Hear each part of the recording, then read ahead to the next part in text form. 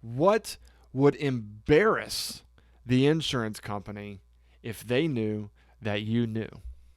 Hey folks, my name is Brandon Osterbond and I'm an injury and disability attorney here in Central Virginia, and I help people whose long-term disability claims have been denied. And I bet you are wondering, because I just teased the question, what is the one thing that the insurance company would essentially be embarrassed about, would literally make them red in the face if they knew that you knew this one thing?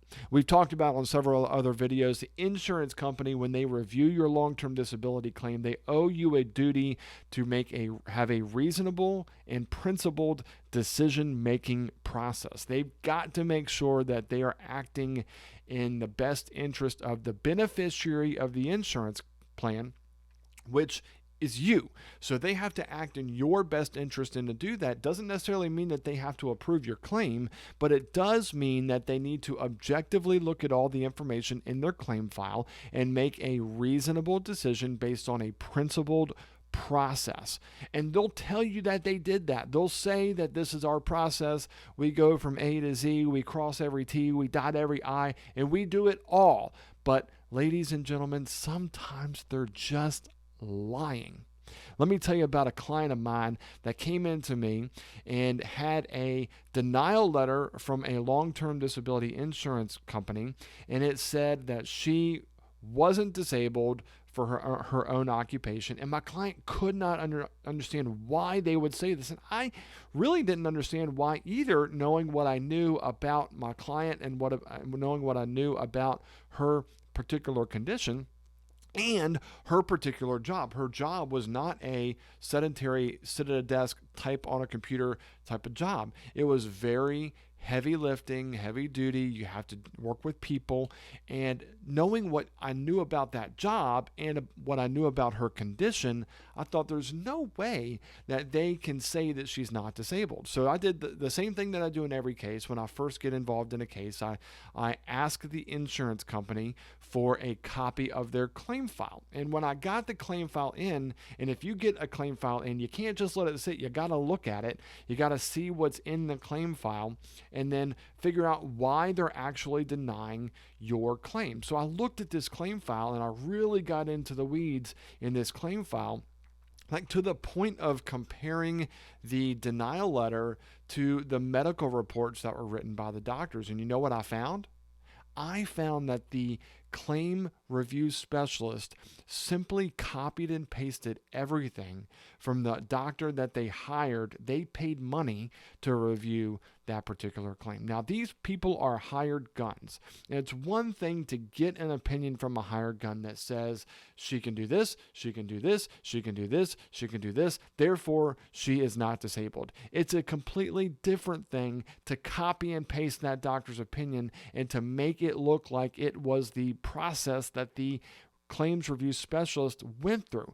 They didn't go through a process. Copy and paste is not a reasonable and principled decision-making process. It is a couple of clicks of the mouse. That is insufficient as a matter of law for the insurance company to do in this case and in your case. So what I did was I created a Word document that compared the doctor's original words, and then I changed everything that the insurance company said about the claim. And you know what? The only thing that really changed was the tense and the pronouns. Instead of saying the claimant, they changed it to you or her or something. There was some type of pronoun that was changed because the doctors will review to the claimant as the claimant, and the insurance company is writing a letter to the claimant. So it would be weird if you referred to the person you were sending a letter to as the claimant. You would change that and say, you went to this doctor, you went to that doctor, or you can do this, or you can do that. So all they really did was change the pronouns, and so we appealed. I thought this is liquid gold. I mean, this is wonderful information here that I've discovered simply by requesting and actually reviewing the claim file. Not only that, you really have to dig into the weeds and say, where did this claim review specialist get their information? How is it to be trusted? And is it simply a copy and paste job, or is it a legitimate, principled, and reasoned review process? And if they copied and pasted it, I'll give you the short answer. The answer is no, it's not. Not by any stretch of the imagination. So we appealed. Obviously, I filed a 34-page single-spaced appeal letter in that case, detailing all of the malfeasance that the insurance company had gone through to deny her claim.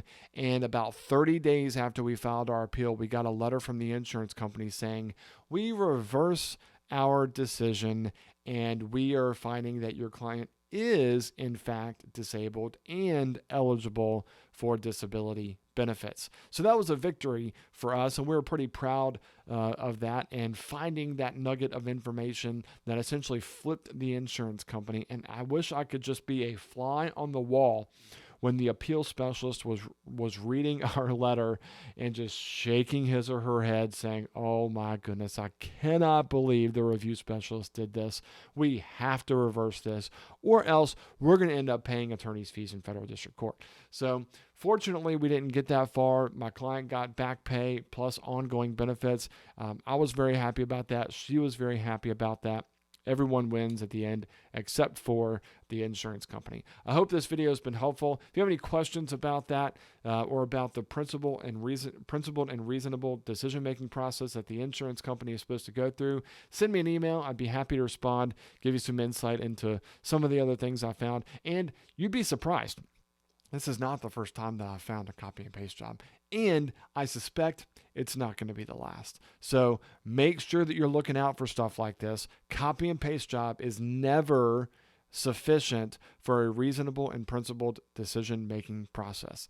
See y'all later. Bye.